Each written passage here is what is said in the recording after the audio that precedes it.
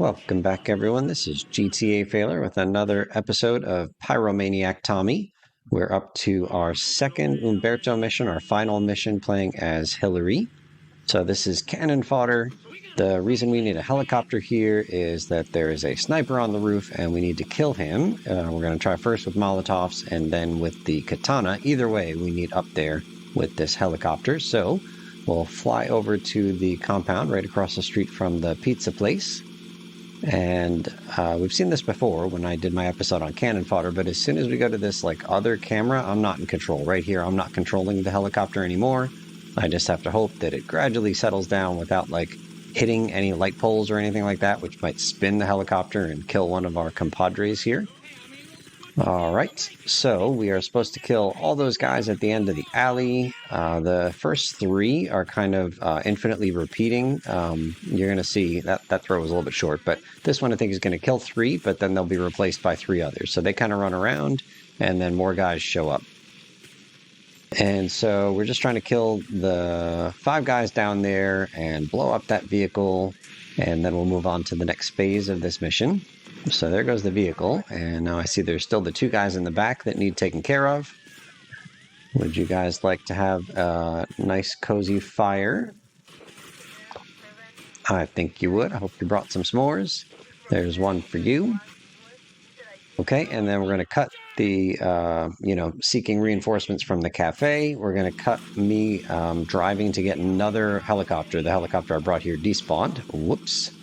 And so here we are. The sniper on the roof does not fight back, even if you punch him. And so either way, one Molotov is the end of him. We'll toss a Molotov down below. We got to take out these three guys. That's too far. That looks pretty good. And then there's two guys a little bit further up the alley. And one toss right in the middle should take care of the two of them.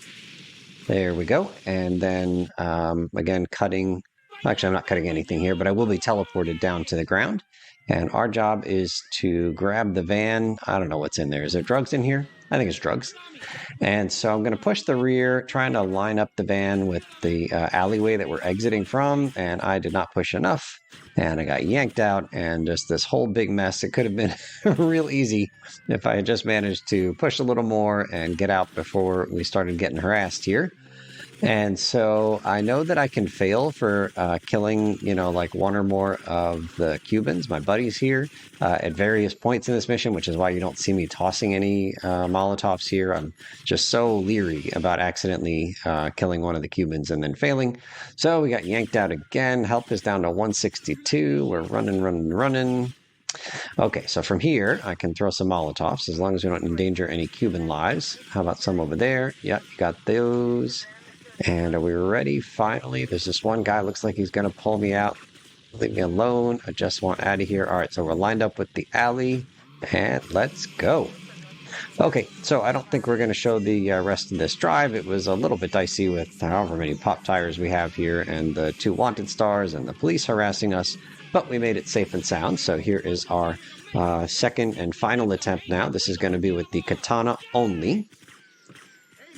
And so it took many, many, many attempts to get this successful attempt that you're watching here. I'm not going to show you my fails compilation. There were a bunch, at least 15, maybe 20 fails, and each of them took 3 minutes, 4 minutes maybe. So anyway, we figured out we got to toss the helicopter back there. Now, I got real lucky here. Only one of these five guys is paying any attention to me. He's the one by the car on the right-hand side of that trio. Oftentimes, one or both of the guys to the rear of the compound that I just killed first would pay attention to me, and then I'd get shot up and lose a bunch of health. So I've got only one guy left to kill, but I need to retrieve my helicopter for the next phase of this mission, and if I leave it back here, I won't be able to access it. There are certain kind of death zones that we discovered when we were doing this mission in my original video on cannon fodder, and if you cross into one of those death zones, then you die. And so we just put our helicopter here for safekeeping. We'll take out this one guy here. Yoink. And then I think we're going to, so I cut out all of the, waiting for reinforcements from the cafe. And now we've got our helicopter and we're headed back to the roof. And again, gang, you have no idea how many attempts this took. It was so many. And this particular attempt, I hardly lost any health. In all of my other attempts, I just straight up died so many times in recording the footage for this one attempt here. Okay, stabby, stabby. Oh, okay. So now we got to kill the three guys on the ground there. So we'll jump off over here, hoping to use some of these pillars as cover.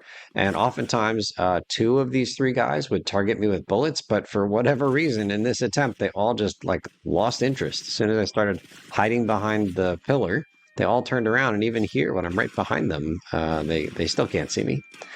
Okay, so that's those two, and I was going to go take out the other two, but I think some of my Cuban buddies did it for me, and hopefully we can push this van to the correct angle to just get out of Dodge quick with no more fighting here. Okay, pushy, pushy, pushy. And let's go. Yeah, this is what it was supposed to look like in that previous attempt. All right, so I think we're going to cut the drive. It was one flat tire and 2 stars. I don't even know that I encountered a single police officer. But let's jump to the end of that drive and into the pink marker for a very challenging, but again, I didn't lose that much health in this particular attempt, but a very challenging katana-only pass. Okay, I mentioned that was our last Hillary mission, so we're moving on to our next skin. The cheat code here is my son is a lawyer, no spaces, and we get to play as Ken Rosenberg for the next 6 missions. A little bit of a jump cut here. I just saved my game to get the time to be something bright and early in the morning. And then the long-awaited meeting between Ken and Umberto. Are they old buds? No, no. This is quite aggressive, given that we've never met this guy before. All right, Ken looks sufficiently cowed. Oh, this is Ken meeting Rico. That's awesome. And I cut the drive over to here, and we're going to cut the cutscene, which shows us kind of sailing to these waters. But here's our Molotov challenge. 2 Molotovs will take care of the 6 Haitians on the boats. Then we get to this cutscene here, and then I'm just going to kind of run towards the wall just to get a little bit of cover. And a couple of tosses to get these guys kind of off in the distance. That's a good toss right there. Ken's got the arm. He's been doing P90X. All right, so then just a few guys over at the, like, right by the mansion proper. It took me many more tosses than I wanted it to get this done. I probably could have just, like, run up to all of them, but I was afraid to, to lose all my health and have to do another attempt, which I did not want to do. So that looks like a good toss for that guy there. Yep, he's running for his life. And we'll grab the briefcase here, and then there's 2 other briefcases right by the mansion. I don't know why I tossed up there. I thought maybe I could throw it high enough. Not even close. Not even close. Grab these 2 briefcases here. Poor Rico, but don't worry. This is just a trick. He's going to be back in action in the next mission in this series. We'll throw one of these for the guy on the other side of that wall. And then I didn't know who was shooting at me. I still don't know who was shooting at me. I don't see anybody. It looks like it's coming from the direction of the water, but I couldn't find who was shooting at me. So threw a Molotov and ran for my life, and we're going to cut the rest of this. I drove all the way back, and that was a mission pass with the Molotov. All right, so I guess this is the tail end of that mission pass. I did lose the vehicle. It just like rolls over like nobody's business. But anyway, that was my Molotov pass. And next up is going to be our katana attempt. And so you might be wondering how we're going to kill these guys on the boats with the katana. Well, this is a technique that I discovered, invented. I don't know. I've never seen it before. But I'm jumping, jumping, jumping, dying, dying, dying, but eventually get close enough to the dock to get teleported up there and then jump over here with 6 health left. No problem. And so I did this, kind of jumping off of the boat and then teleporting up to the dock thing in my original video on this mission, Naval Engagement. Okay, health is down to 33. These guys fight back. That's not cool. So can I kill this other guy at the top of the stairs without taking more than 33 hit points of damage? I think I kind of like sneak behind him just in the hopes that he has to take a fraction of a second to rotate around before he starts shooting. Health is at 10. This is easy. Easy. Okay, so I don't know why I was thinking about making this jump. Ultimately, clearer heads prevailed. I decided to head to one of these docks over here by the mainland and then grab health and armor. And that's a big miss. Okay, we got it that time. 250 hit points. Ran back over here. These guys are quite docile until you killed the guys on both boats. And we've only killed the guys on one boat. So these guys are just sitting ducks. And that guy's not dead yet, but we'll come back for him. And here you go. No, I think he's still not. Maybe he's dead. I'm not sure. All right, technically this guy died from drowning. That's not my kill. I don't want any blame for that one. And then can we make a big leap into that boat? Thread the needle. Easy. Okay, so 250 hit points to play with. I got to kill these 3 guys, but they'll fight back. And then I got to kill at least 1 guy on land once we move to the next phase of this mission. Now, this guy had the audacity to fall in such a way that his corpse was blocking me. So I had to like jump, but I don't want to jump off the boat. Oh, that was dicey. All right, we've lost, 80 hit points so far. This last guy also sketchy because this railing to my left has no hit detection, so you can just accidentally fall right off, especially as you're trying to kick a corpse. Okay, and then I got in the boat. I'd kind of forgotten how to get to the next phase of the mission. You just need to fire a bullet, any kind of projectile. So like I started backing up like as if I had to jump onto the dock, but then I remembered, oh yeah, you have to fire something, and then the next phase of the mission will start. And even though everybody's dead, there'll still be this guy who says, uh-oh, a pack of Cubans. We're under attack. Okay, so we've seen this part before, and I got a little bit lucky that the 2 guys that I killed first with the Molotovs over by the trees were just not there. Sometimes they don't spawn in, so like I said, a little bit lucky. Let's get the katana selected again there. And there's only 1 guy that I need to kill. It's the guy that's going to drop the briefcase. He's essentially the closest one to me there. You can kind of see him a little bit. He's right up next to the mansion, but he's not on the stairs. And I'm just going to go greedily after him and ignore everybody else and hope that my 159 points is enough to sustain whatever damage I take. So come on, Ken, let's go. You can do it. Okay, so it's this guy right here. And he's punching me, and now he's shooting me. We're at 110. Did I get all the briefcases? That's one right there. Good. And at the end of this cutscene, like more guys spawn, more bad guys spawn. So they're shooting at me. We're going to stab this guy through the wall because GTA. There it is. And then into my waiting taxi. Let's go. Actually, this was only my second attempt at this. I thought it was going to take many more attempts. The first attempt, I just drowned. I didn't make the jump onto the dock and drowned. And this was my second attempt, and it was a success. Okay, Katana challenge passed for that one. And we move on to our next Umberto mission.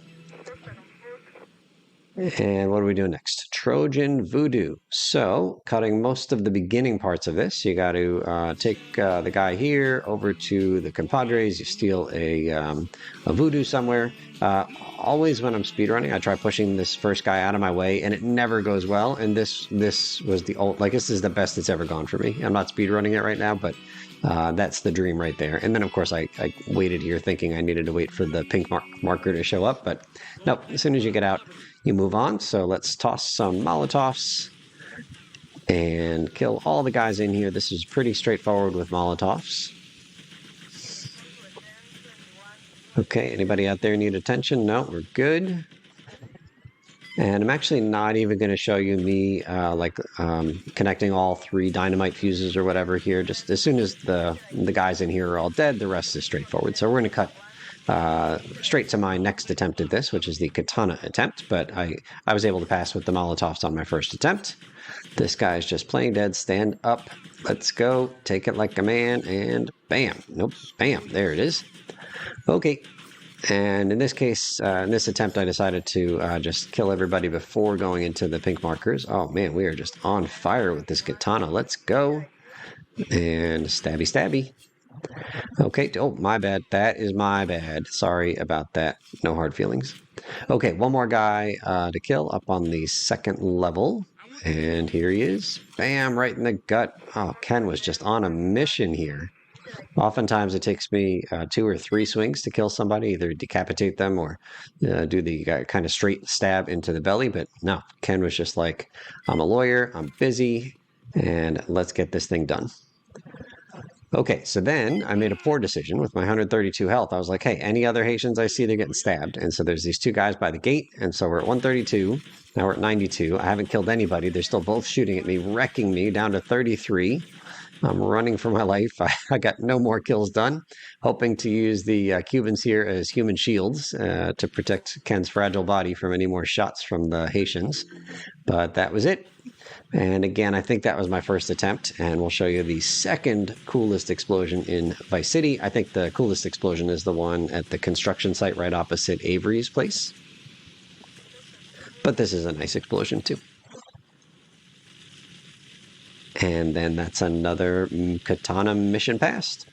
So we're done with the Umberto chain, and we're moving on to the Kaufman Cabs chain. We'll do 2 of the 3 Kaufman Cabs missions in this video, beginning here with VIP, and you can see we've got the flamethrower ready. We're going to cut the drive over to the VIP on Starfish Island. My thinking was that I would just need to somehow stop the other taxi, just get it stuck somewhere, and then I could get out and hit it with the flamethrower. Actually, this was not my first attempt. My first attempt involved Molotov, and I tossed it, and both the other taxi driver and the VIP got out of the rival taxi cab here, and both of them burned to a crisp. So that was mission fail, and the flamethrower was a better choice of fire weapon here. So we'll take care of that guy, and then Ken says, come on, get in quick. The VIP was running for his life there. He was not thrilled to be in a vehicle that was on fire. Can't really blame him, but I think once we kill the other taxi driver, then this VIP here decides that we're okay. All right, now we're going to try with melee weapons. So I wasn't sure if I'd even be able to pass this thing with melee weapons. As far as I know, you can't get the taxi driver out of their vehicle. In fact, the clip you just saw where I hit it with the flamethrower was the first time I'd ever seen the taxi driver out of his vehicle.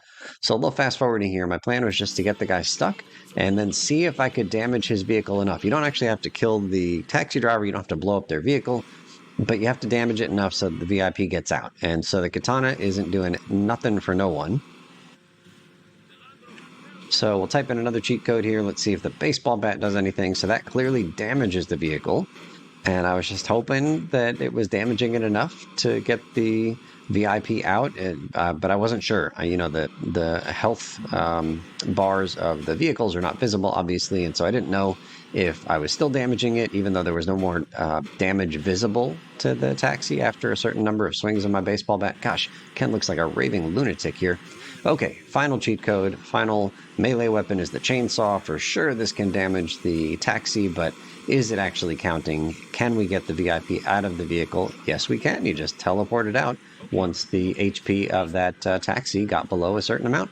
Perfect. So it is possible to pass this thing using a melee weapon only. The chainsaw was the trick. I suspect that if I had continued using the baseball bat, maybe that would have been enough eventually. But anyway, I was happy with my chainsaw pass. Skipped the drive over to the airport, and that's another mission pass with a melee weapon.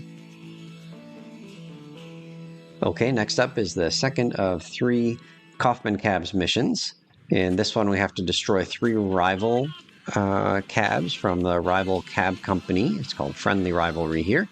And so in this first clip, we're going to skip the drive over to the first guy. We'll clip him. We'll clip the second guy. That means both of them are going to follow us. As soon as you clip into them, they get very irritated. Hey, relax, buddy. You don't need to be so aggressive with the following here. All right, so we're going to skip the drive to the third guy. I could have taken each of these guys out one at a time with the Molotovs, but I figured one massive conflagration with all 3 of the rival taxi cabs all together, that's what the viewers want. So just decided to get them into this kind of daisy chain here. And there's the third guy, or maybe that was the first guy, I don't know. Waiting for the other 2 to show up. Here's one. Boom. And then the last guy is on his way. I got out thinking I was safe. I was not safe. The waters parted there, and all of a sudden there was a taxi zooming right towards me. Okay, and it's time for some Molotovs. There's one. And you can see the first taxi driver got out and died. But again, just like VIP, you don't have to kill the taxi drivers. What you have to do is you got to blow up these vehicles. So even though all 3 cab drivers are dead, or I think the one guy ran away off to the left, but the mission doesn't pass until you blow up all the vehicles. So lots of fire, lots of explosions, and mission pass with Molotovs. Okay, next attempt is going to be with melee weapons, and so the chainsaw is the thing. I saw in the last mission, VIP, that the chainsaw eventually damaged the taxi enough to get the VIP out. So I was hoping, but I didn't know. Could I damage a taxi enough with the chainsaw here so that it catches fire? I really wasn't sure. And so, sorry for the footage here. It happened that the place I got this rival taxi caught was in the middle of a field of bushes and trees and stuff. But we just kind of keep running around and hoping that eventually I can get the HP of this taxi down to 0 and it will catch fire. And there it goes. So I tried jumping out of the way, ran into the wall, got driven over, and exploded on. Whoops, oh, look at all that cash. All right, so it is possible with the chainsaw here to get the taxi's health down to 0. Here's taxi number 2. I know that part of the damage that the other taxi took in that first taxi there was because it kept running into walls. I'm assuming that the chainsaw was also doing enough damage, but I don't know. There's not enough controls in this experiment. So we're just going to kind of run around, and he keeps driving away. I'm not done with you. But it is pretty satisfying seeing all the sparks fly from that chainsaw. And eventually, hopefully, get this taxi's HP down to 0. So, while we watch this exciting footage of me chasing after a taxi very slowly, let me do a little bit of reading from the wiki. We haven't read much from the wiki recently. There are a number of features in GTA games that were introduced for the first time here in Vice City, and so I'm going to read about one of those features now. As we skip the drive over to the last vehicle, and this will be the best view because there's nothing in the way, and we're just going to try to chainsaw this taxi until it blows up. Okay, so involuntary ejection. So this is when you get thrown off of a motorcycle in Vice City. I think that this this concept of involuntary ejection first appeared here in Vice City. Reading from the wiki, motorcycles were missing from GTA 2 and GTA 3, but appeared in every GTA game from Vice City onwards with the exception of GTA Advance. In Vice City, more conditions for a dismount were added. In addition to impacts with vehicles and buildings, the player can also be thrown off when leaning the bike too far back during a wheelie, too far forward during a stoppie, or while the motorcycle is rolling backwards over a certain speed. Pretty cool. And I know in subsequent games, like in GTA 5, for example, if you are in a car and you crash into a wall at full speed, you can get ejected. So I don't know when that was introduced. It doesn't happen here in Vice City, obviously. All right, I think that's it for Pyro. Tommy, thank you so much for watching, and we'll see you real soon.